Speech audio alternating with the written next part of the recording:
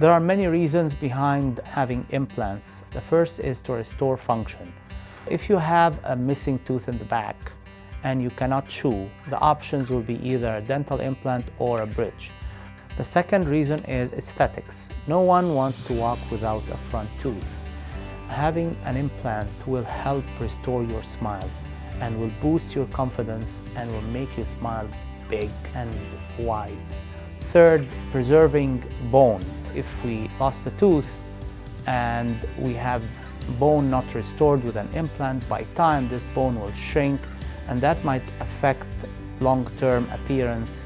Having a dental implant will prevent that. If we are going to restore the teeth with dentures or partial dentures, these have really bad effect on the bone. Every now and then we will lose some bone and we'll have to rely on these dentures to make them fit to the gum and the bone underneath, which will end by having skinnier bone, and we might not be able to put implants unless we do further surgical procedure. If you are not happy with your smile, you can give us a call here at Boulos Dental Care and we will take care of you. We got you.